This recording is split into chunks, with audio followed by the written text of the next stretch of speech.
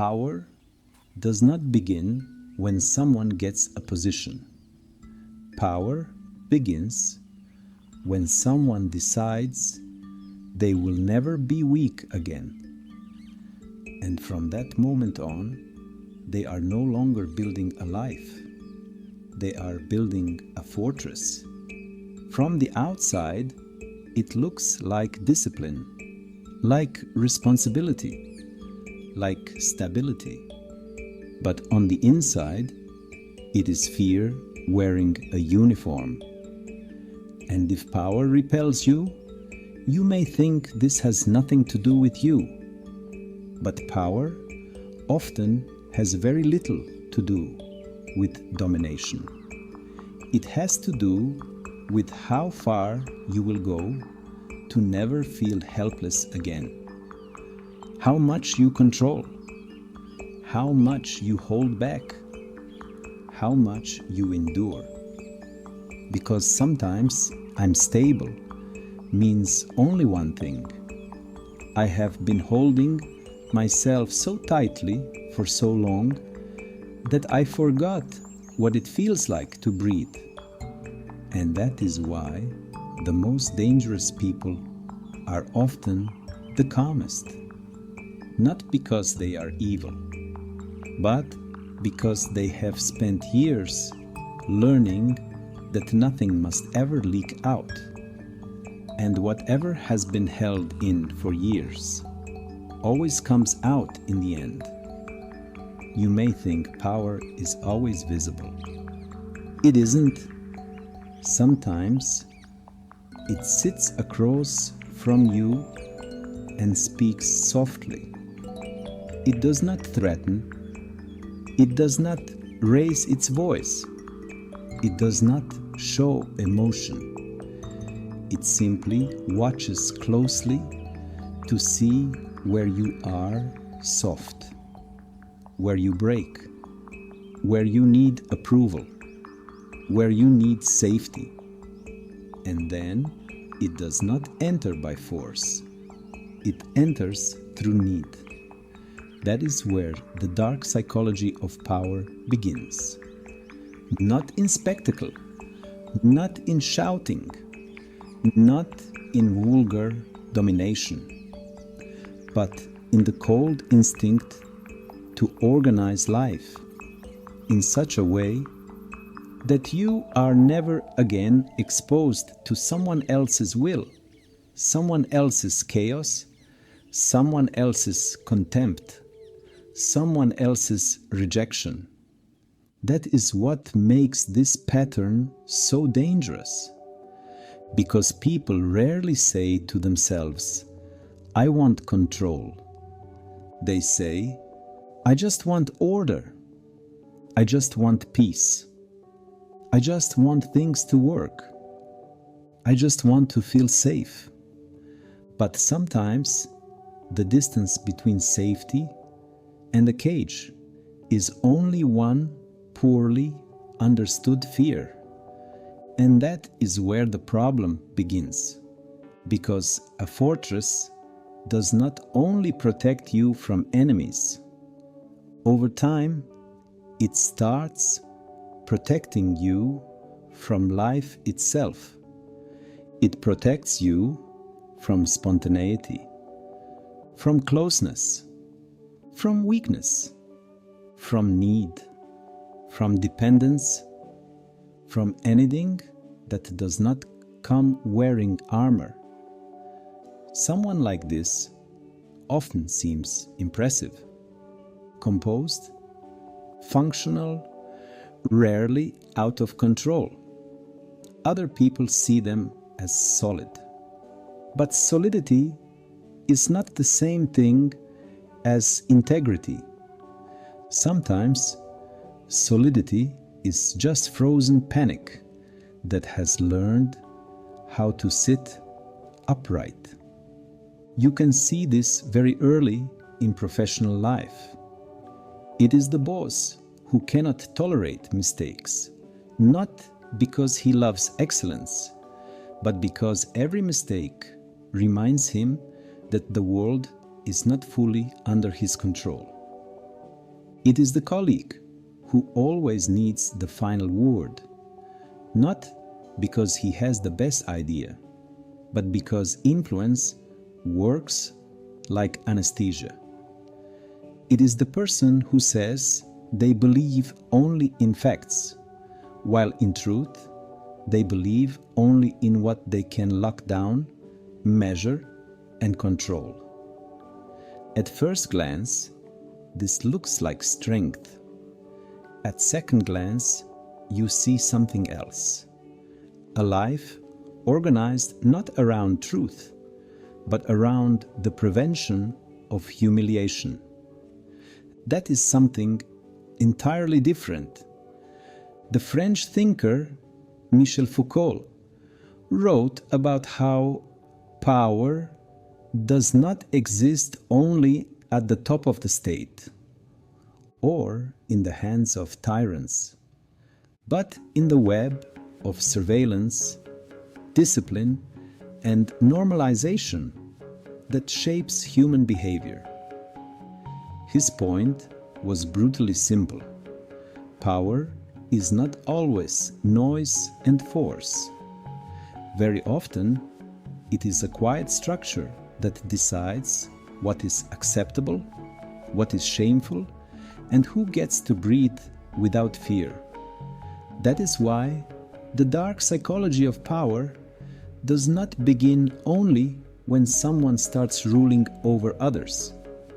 It begins when someone starts ruling over themselves, like an occupier, when they forbid themselves weakness, when they forbid themselves softness, when they forbid themselves disorder, when they forbid themselves the hunger for love. From the outside, this looks like self-control, and it is self-control, but not the healthy kind. It is the kind that forms when there is a deep inner conviction that life will devour you the moment you let your guard down. People like this often did not grow up in a gentle world.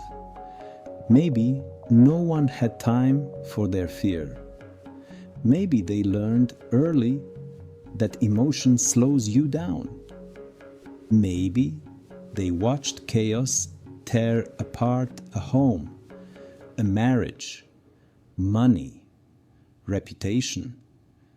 Maybe they learned that vulnerability is not where people meet, but where they attack.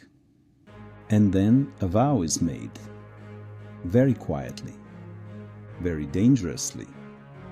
Never again will I depend. Never again will I need. Never again will I be the one who waits. Never again will I stand exposed in front of someone else's coldness. From that point on, a person is not only building an identity, they are building a defense system. So they choose work that gives them influence. They choose a way of speaking that reveals very little. They choose a partner they can keep at a safe distance. They choose a face that looks composed even when concrete is cracking inside. Maybe you call that maturity in yourself. Maybe you call it standards.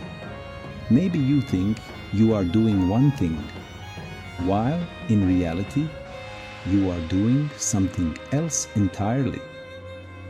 Maybe you think you are protecting your peace, while in truth you are protecting your unprocessed panic. That difference is not small. That difference shapes an entire life. Because what you call character may simply be chronic tightening.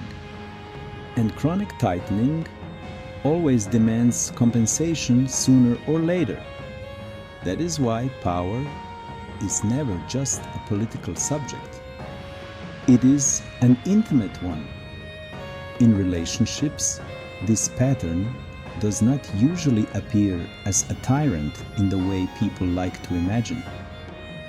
More often, it appears as someone who is calm, reliable, functional, even protective. But there is always a price. With them, you do not know what is felt until they allow it. With them, you are not entering a relationship. You are entering a system. Everything is safe, but nothing is free. They may never shout. They may never throw things.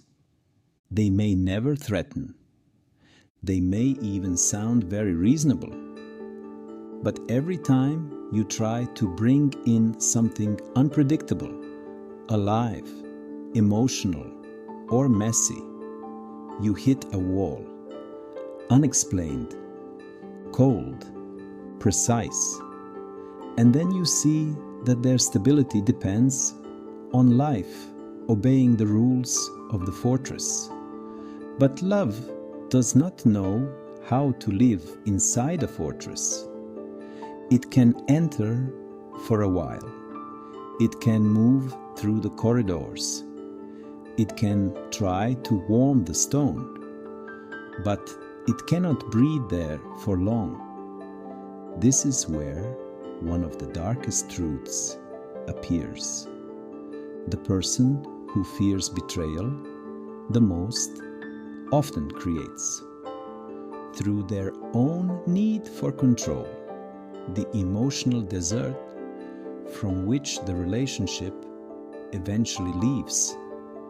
And then they tell themselves, "See, you can't trust anyone." But that is not the whole truth. The truth is that they built a system in which nothing living could remain alive. In Crime and Punishment, Dostoevsky created Raskolnikov, a young man who believes he has the right to cross a moral boundary because he sees himself as someone entitled to stand above ordinary people. What begins as an idea of strength and exceptionality quickly turns into inner collapse, paranoia, and the inability to escape his own conscience. That is always the irony of power. A person thinks they are building protection. What they are really building is a mechanism that constantly needs to be fed with even more control.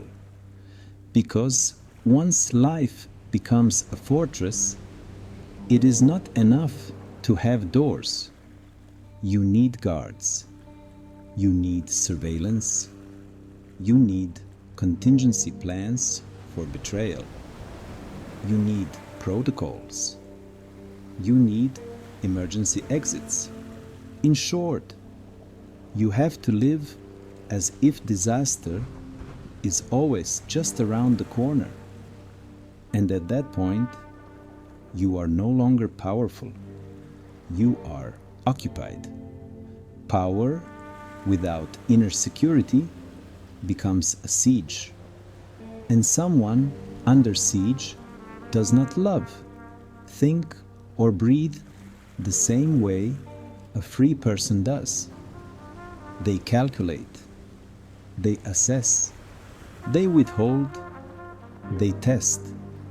That is why so many people are fascinated by power without ever understanding why it feels so cold once they finally have it.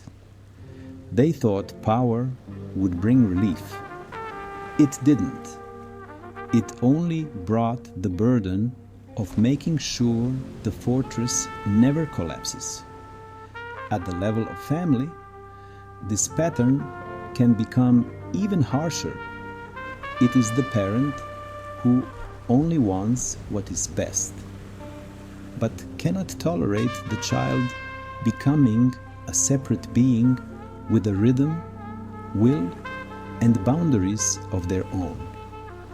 It is the father who raises children under the mask of order, while really teaching them to experience his fear as law. It is the mother who never raises her voice, yet governs the entire house through guilt, coldness, and the withdrawal of love. Power does not need to be loud to become total. Sometimes it becomes most total precisely when it is elegant. The political thinker Hannah Arendt showed how evil and authority do not always appear as theatrical monstrosity, but often as cold obedience, administration, and the absence of thought. Her point cuts to the core. Danger is not found only in violent explosions of power, but also in normalized systems where no one feels conscience anymore, only procedure. That is the civilizational form of the same psychology. A person no longer asks, "Is this alive?" They ask, "Is this under control?" And those are two completely different questions. Once control becomes the highest value, life is the first thing that must be sacrificed. Because life is messy. The body is messy. Love is messy. Grief is messy. Sexuality is messy. Creativity is messy. Forgiveness is messy. Everything alive moves, changes, form, slips out of the frame, sometimes arrives late, sometimes cries, sometimes does not know. A fortress cannot tolerate that. That is why someone who has become too identified with power may look strong, while no longer knowing what to do in a space where not everything is defined. They do not know how to surrender. They do not know how to ask. They do not know how to admit that they are hurt. They do not know how to stop without feeling like they are losing value. So even rest starts to feel like defeat. Silence is not rest for them.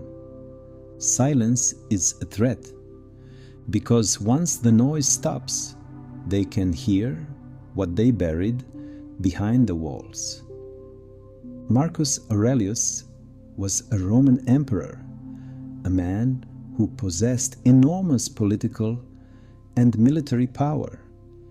Yet in his private writings, he returned again and again to the same truth. If you cannot govern yourself, power over others means very little.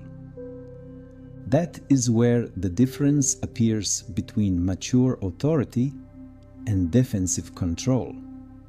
One creates inner order, the other only tightens a person from within, while making them look strong on the outside.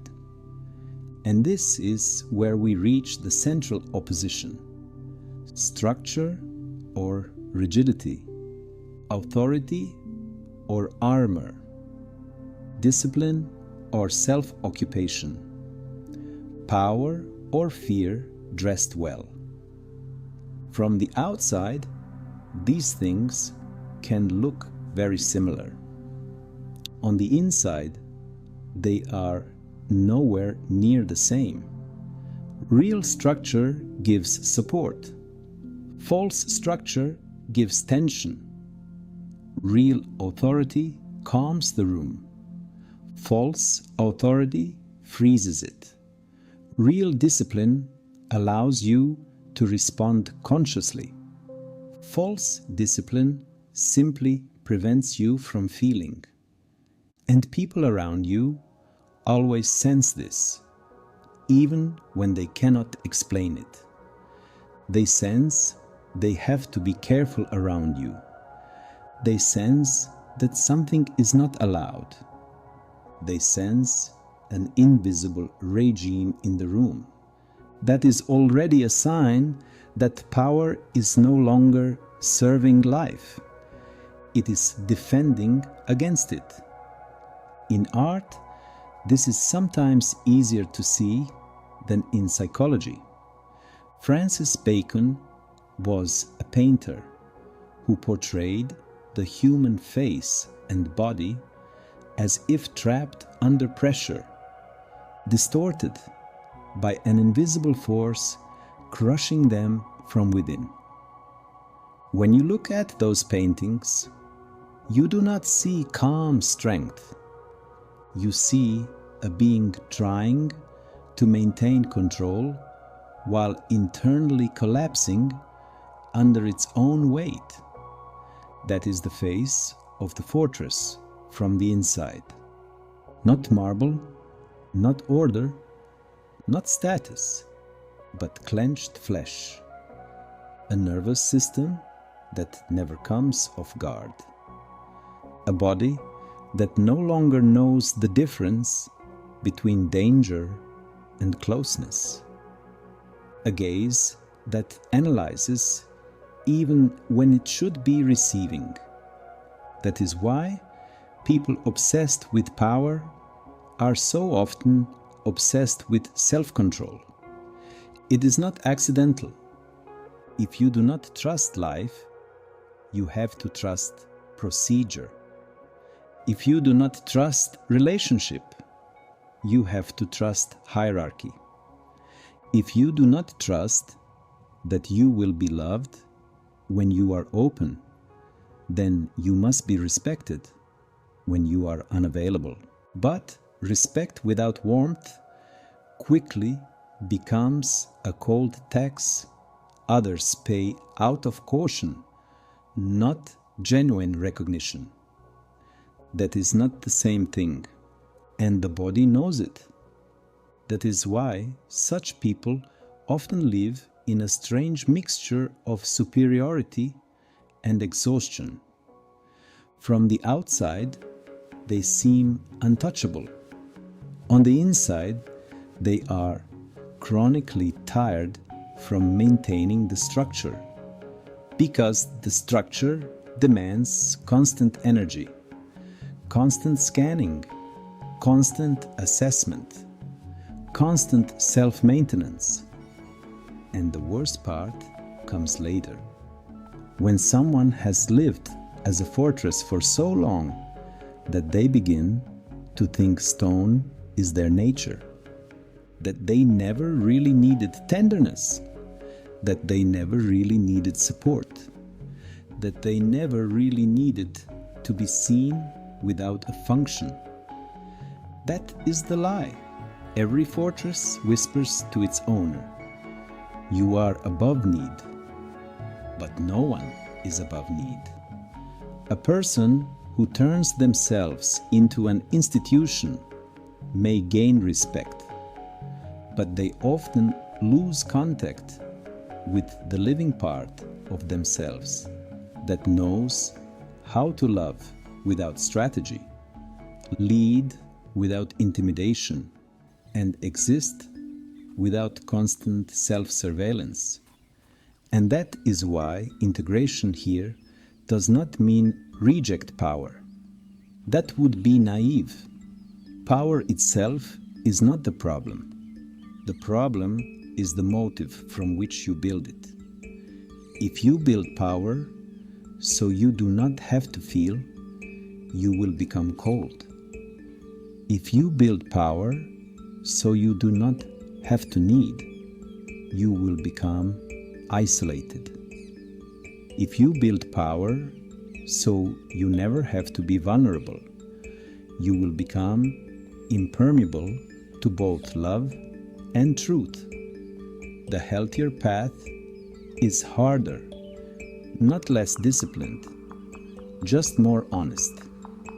It means this: to recognize where your structure serves life and where it serves panic. To recognize where you are leading and where you are merely compensating for old helplessness.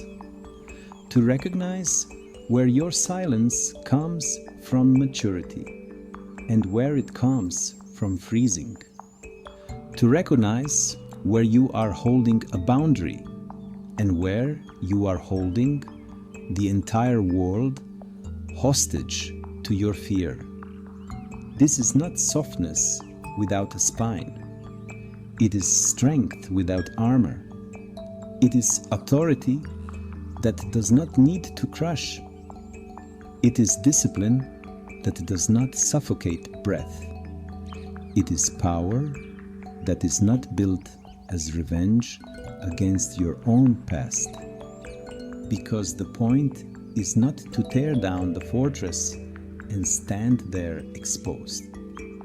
The point is to finally open the windows, to let air into the places where you have been standing guard for years, to stop treating every emotion like an enemy breach, to stop needing to win in every space just so you do not have to feel that old helplessness again.